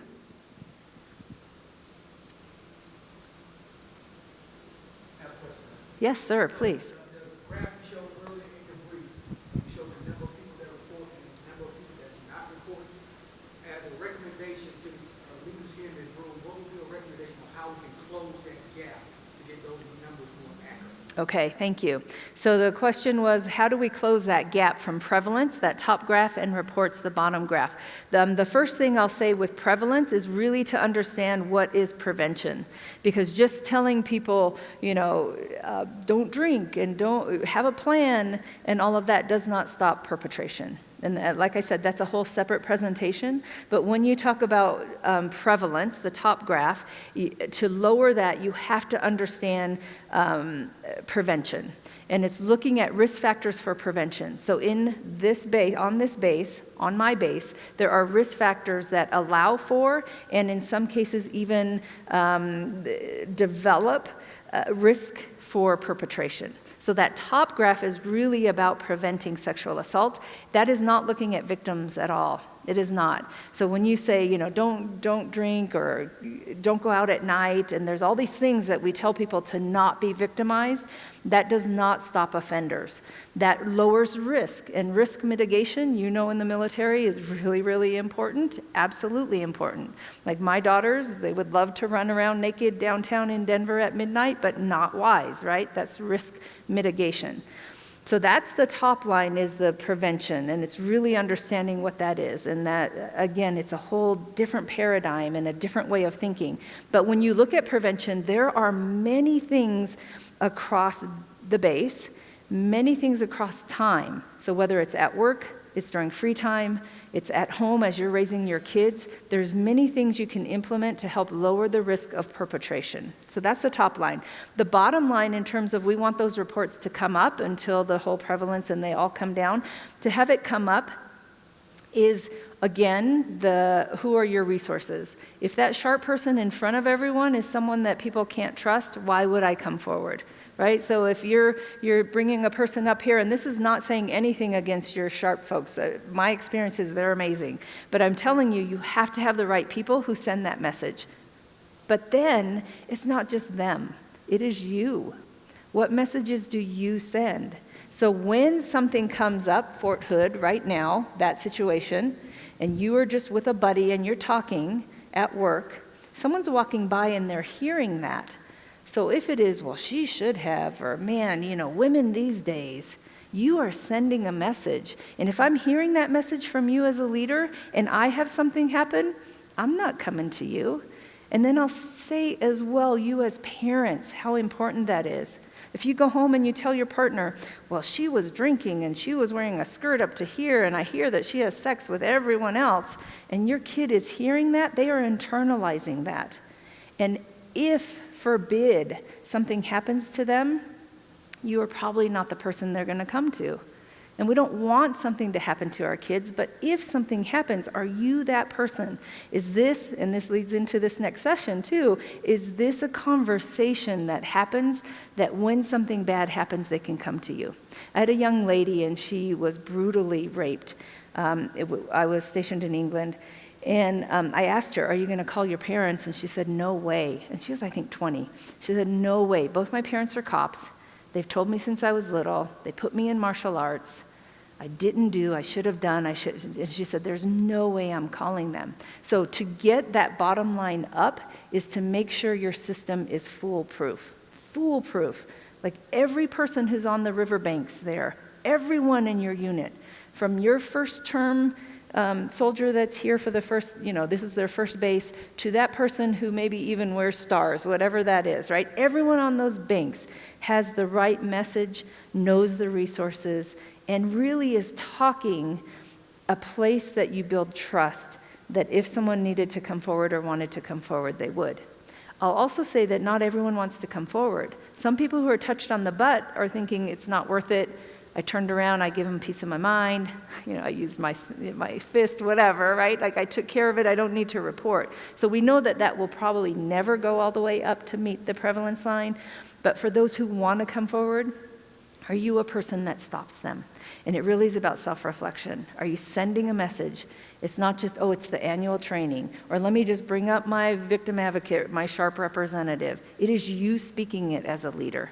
And if you don't know how, it's self-educating yourself to speak it. I've had leaders tell women, well, don't wear your skirts up to there, and don't unbutton your blouse down to there. Like that doesn't stop offenders, and it definitely doesn't help people come forward.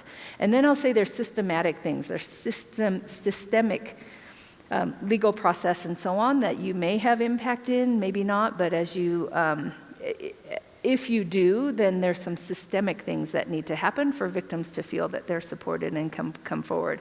One example is mental health. If someone goes to mental health, does it really impact their career? And is it thought to impact their career? So the perception of that and really addressing that. I'll give one more area because it relates to what we'll talk about too, is that if there is any discrimination in your culture, in your environment, in your unit, then you are impacting sexual assault. That discrimination of any kind, we know, data shows that discrimination of any kind impacts the prevalence, the top line, how often it happens, but it also impacts people's willingness to come forward. So a lot of times people will say, Kimberly, you just care about everything. Trees, the environment, racism, sexism, all this ism stuff. And I'm like, absolutely I do, because it impacts, right? There's a ripple effect. If there's discrimination based on sexual orientation on your base and in your unit or in your family, then the survivors are less likely to come forward. Because they see, whoa, wait a second, they don't believe that, they're critical of that, they deny that, are they really going to believe me? So I'll say final line is that you as a leader, what you say and what you don't say absolutely impacts that bottom line and people coming forward. Yeah, thank you.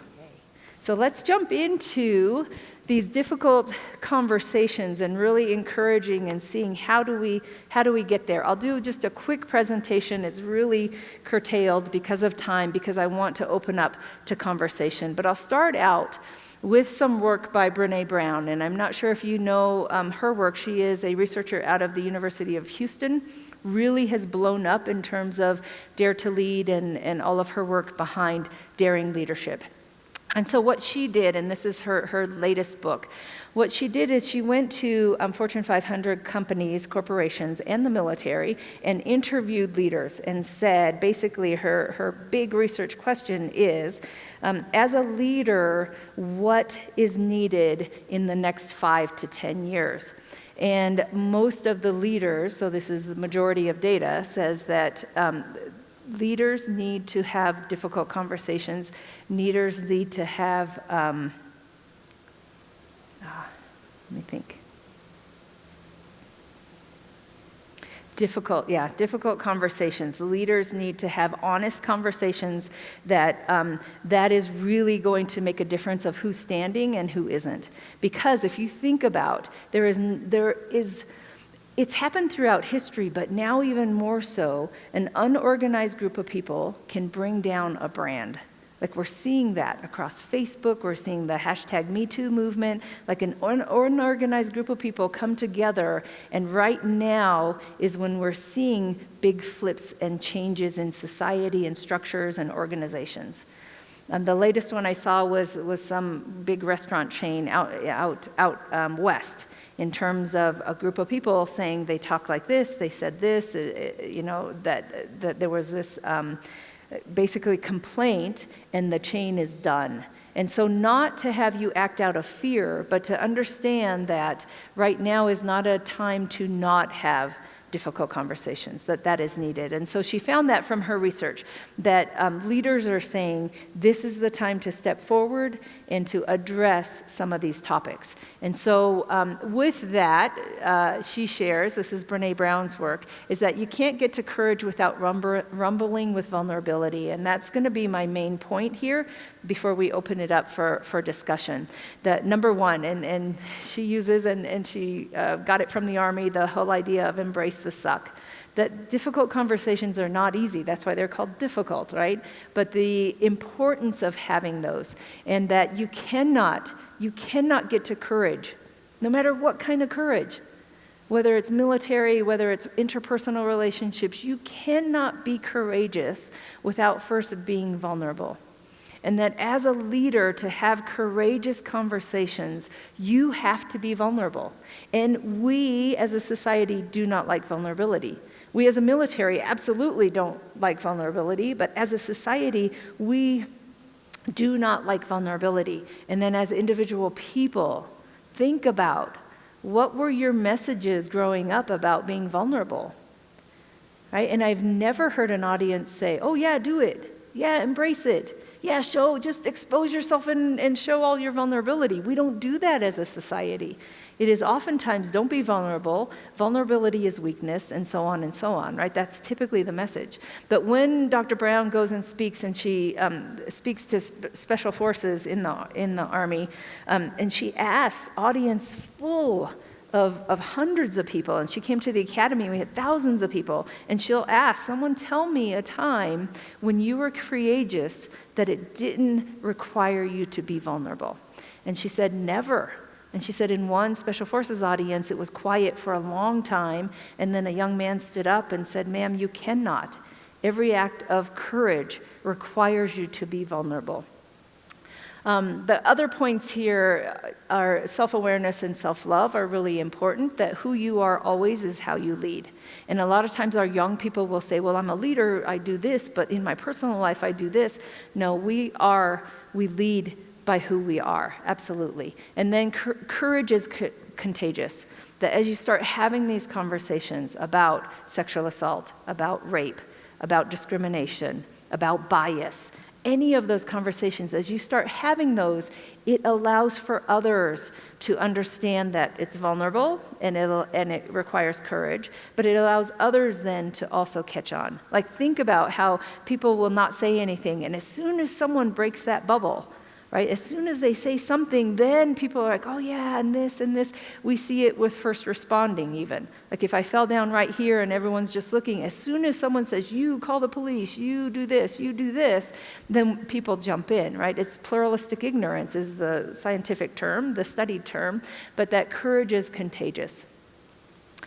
And so when it comes to barriers to courage, the whole idea of vulnerability, we know that it is about jumping into tough conversations.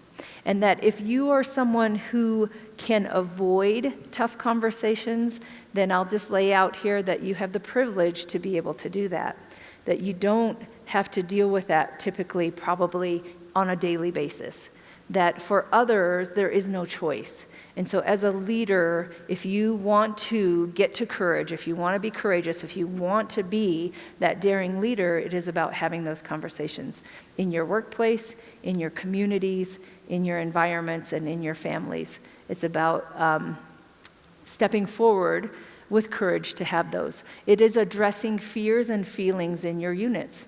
Because probably many of you know that you probably spend 80% of your time on like 5% of your population because of difficulties and problems and getting in trouble and so on. And that if you don't address the feelings and fears behind what's happening, then you're going to continue to deal with those behaviors, right? We know that typically human behavior comes from a place that has feelings. It comes from something else. It's not just that external behavior. That trust is critical in terms of being courageous and having these conversations. That when we fail to not get stuck in those setbacks, that if we do not allow for these kind of conversations, that we actually stifle innovation. That if I am not allowed to say, here's what I'm feeling, here's what I'm going through, sir, respectfully, when you said that, I'll tell you as a woman and as an Asian, this is what that meant to me. If I can't do that in a workplace, then how the heck do you think I'm going to be able to expand my mind and develop something innovative? You cannot. We learn in a state-dependent state as humans. We are state dependent in terms of learning. In other words, if I am fearful in my environment, if I am not comfortable in my environment, if I am not free to be who I am sexually, not doing sex at work, but like I can't put up a picture because my partner is the same sex that I am, then we cannot expect people to grow and be innovative. It will not happen. When we have to hide half of ourselves, then we cannot be full in what we're doing in terms of innovation. That if you have to deal with, because these are barriers, action bias, right? That you're not just focusing on the final product, you're looking at, so not just problem solving, but looking at the biases behind how we solve problems, the biases behind how we interact with each other, the biases behind how we promote, how we hire, and so on. Inclusivity, diversity, and equity. If you are not having those conversations, I'll tell you, your workplace is not what it can be. It also impacts sexual assault and risk factors in your environment, as I alluded to earlier. If you're not having those conversations, and if you think that you don't need them, then you are behind a mask of some privilege. Right? If you think that, hey, there's nothing wrong here, there's no need to have these conversations, then you are in a very comfortable place where you don't have to have those conversations, because there's others in your environment who do not get to have that choice, who do not get to take that off at the door and come in and just be free that way, because it is a part of their experience, their existence, fears perhaps. It's the way they operate in the world. So as leaders, the importance of that. Shame and blame is critical in terms of your environment. Are you shaming?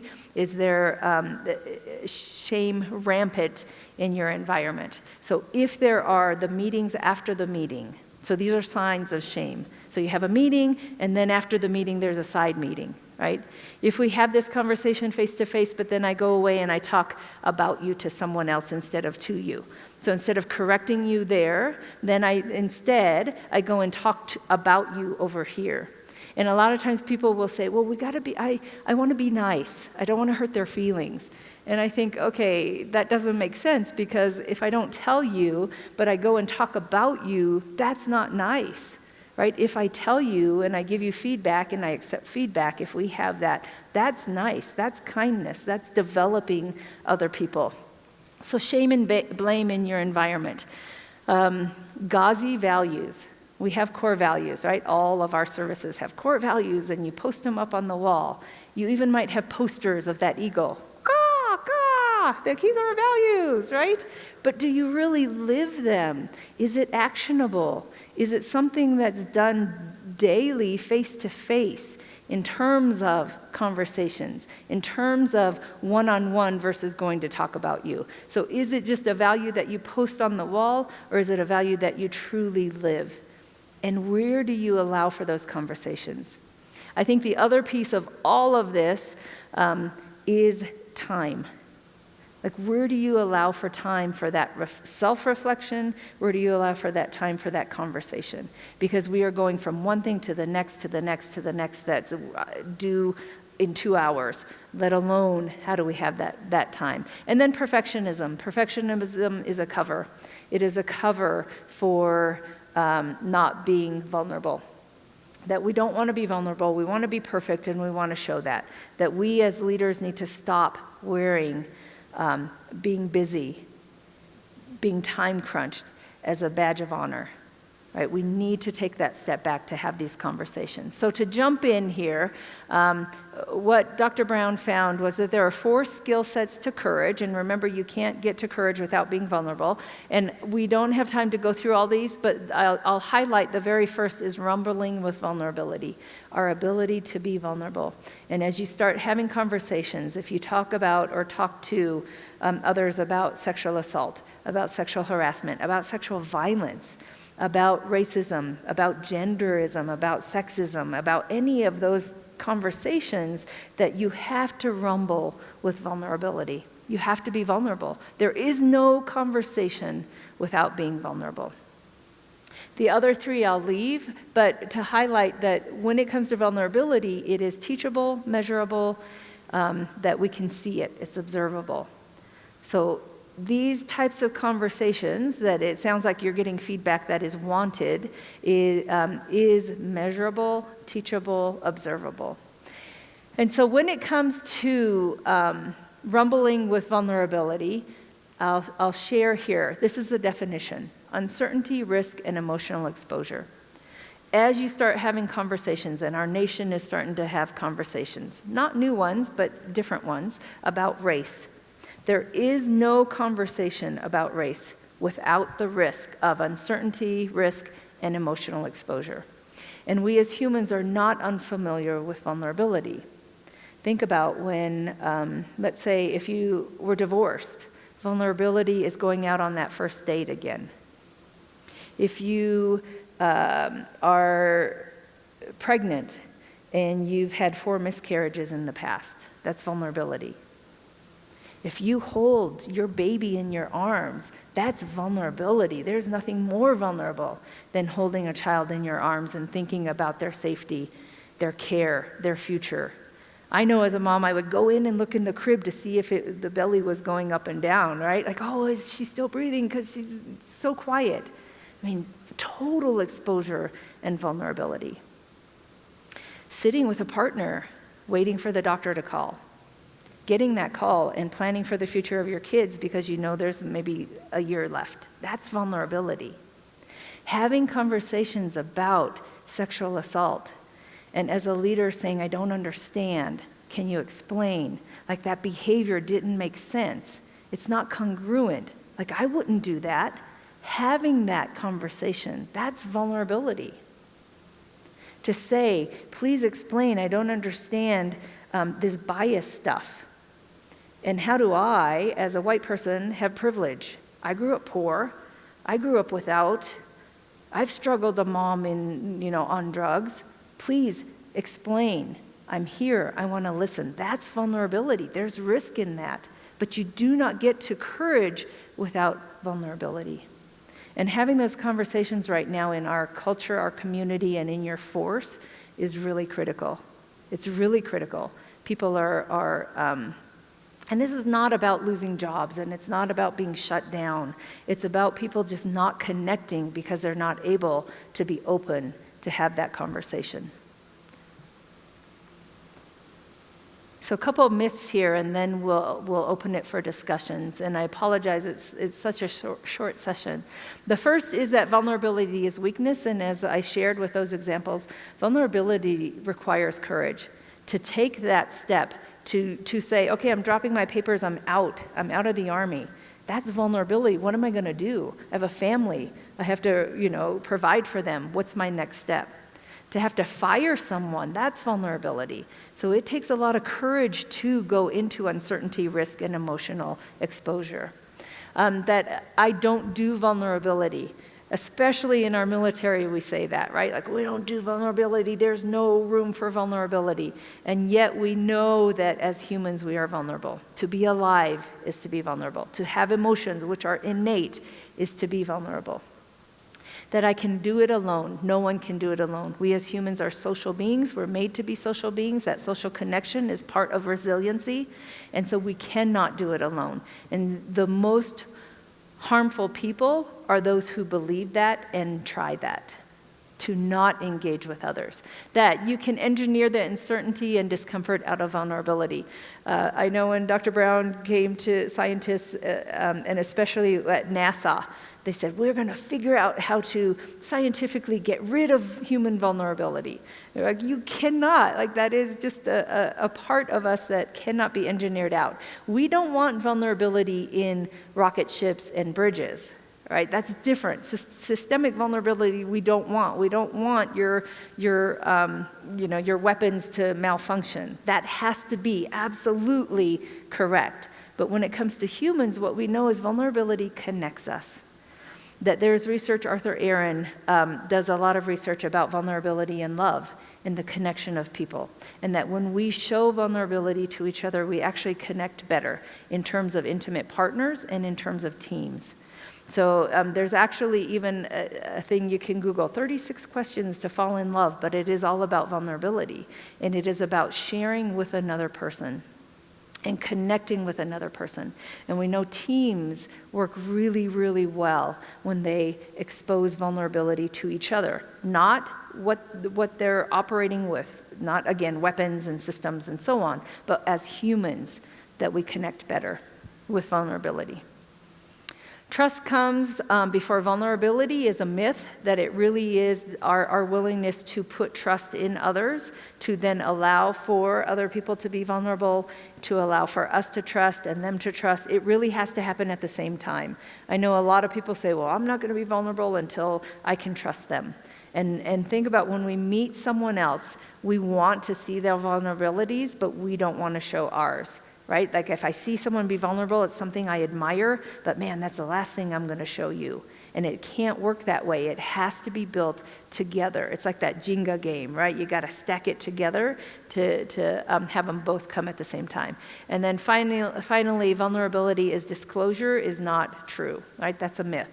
So it's not about, I'm going to put all of the details of my divorce on Facebook and videotape my bikini wax and show the world, right? It's not. It's not leaders saying, how many times should I cry in front of my people to get them to trust me? It's not.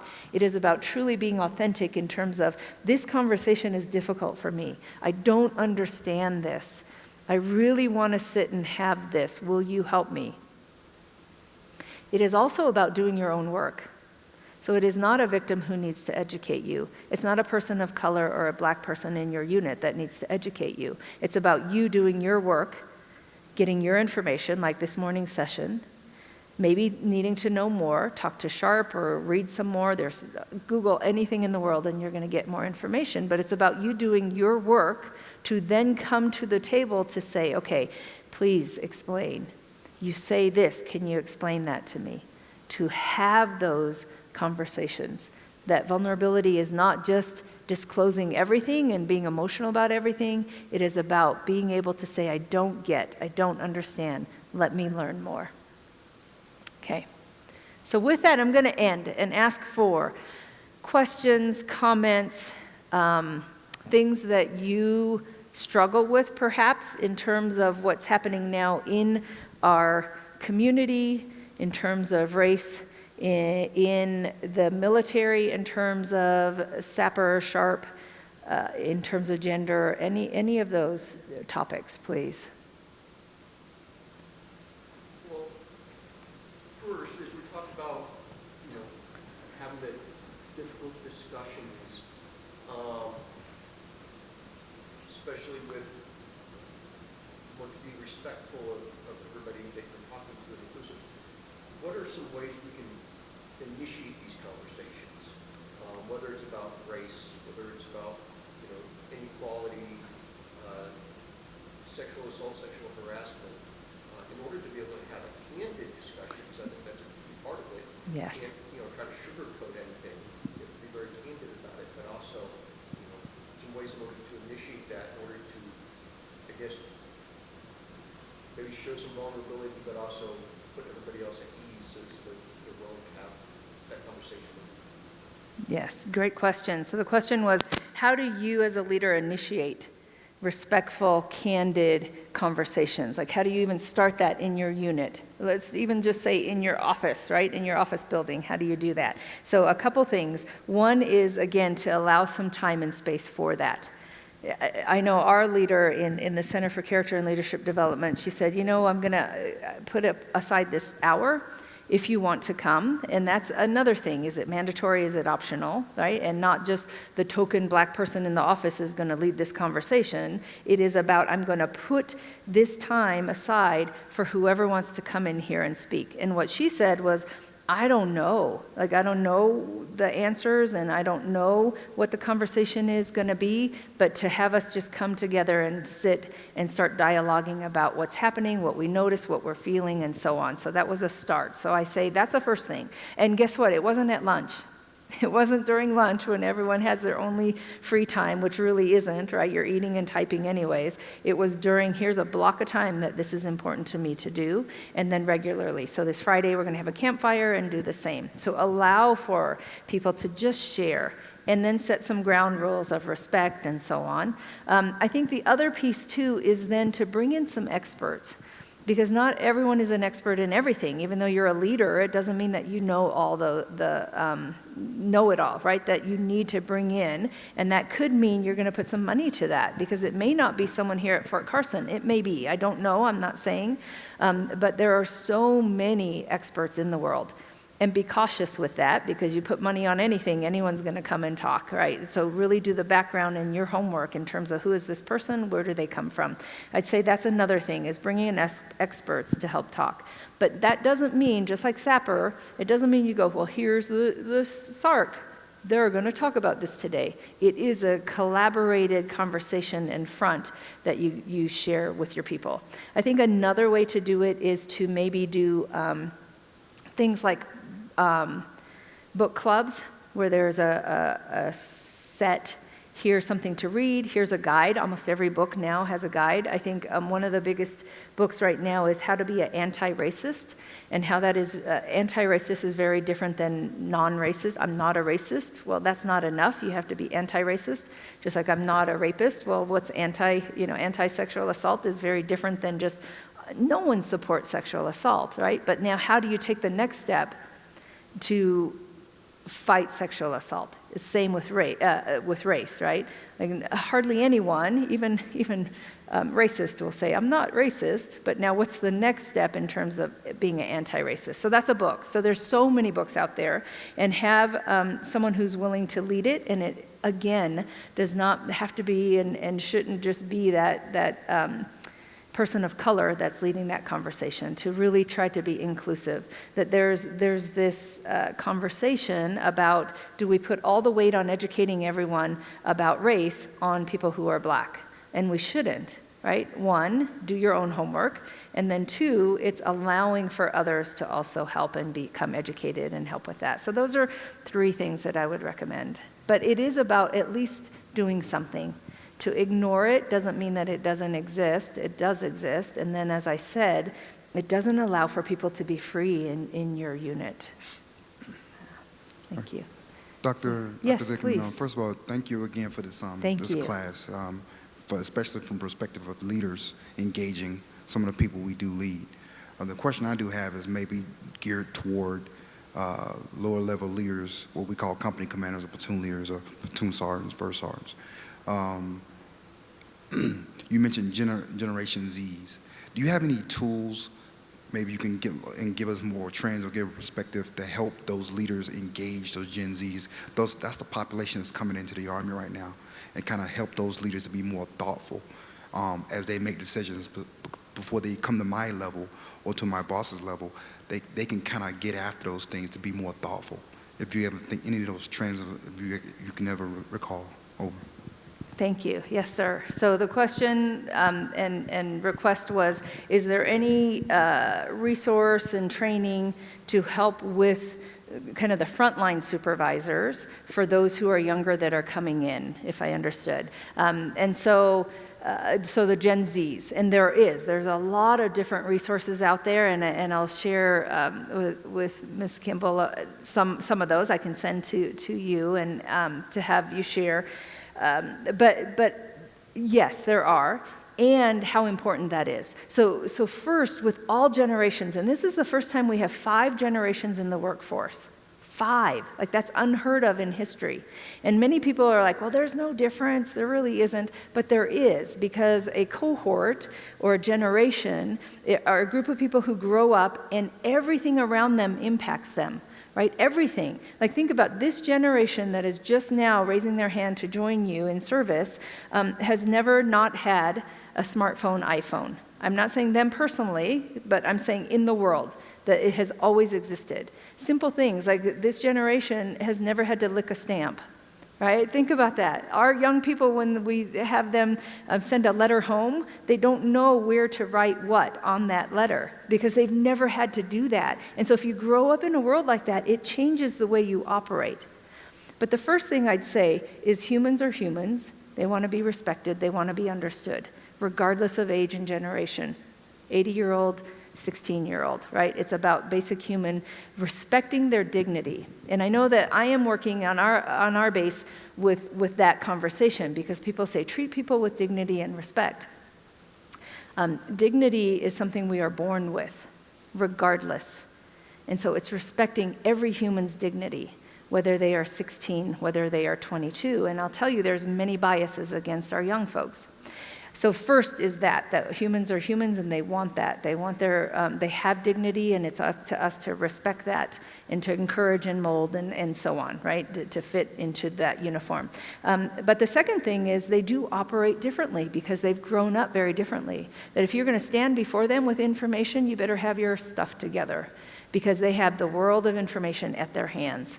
And they can tell when you're full of baloney. They can. And if they can't, they go look it up anyways, right? And then you've lost your credibility. So the importance of that. They do absolutely want to be acknowledged, and they want it quick. That feedback they want really, really quick because they have instant feedback. Slide left, right, heart every single picture they post, right? Like they want that feedback immediately. And so absolutely that importance of understanding who you're bringing in and where they come from in their culture, just like all other people. You know, people say, well, I don't see color and it's not an issue and we treat everyone the same. I'm telling you, my background makes me different than you, and your background makes you different than me. And to say that's not important, we just treat everyone the same, you're in the same uniform for a reason, we can no longer be. This has not, I will just say my personal view, this has not exploded out of nothing. This has come from our need to be recognized for who we are and where we come from and the amazing parts of our culture we bring in. And it's the same generationally. That they bring in, this young group of people coming in, this is another thing, they want to change the world. Talk about socially engaged people. This generation is the most socially engaged. That they will, in general, give up money to make a difference. Like, think about the military and what you're doing. You're not getting the highest pay in the world, but man, your ability to make a difference is incredible. This is that generation you want in there. With the right molding and teaching and guiding, they're going to be a superpower force for our world, but really for the military, I believe. So yes, I'll share some of those resources, sir. Thank you.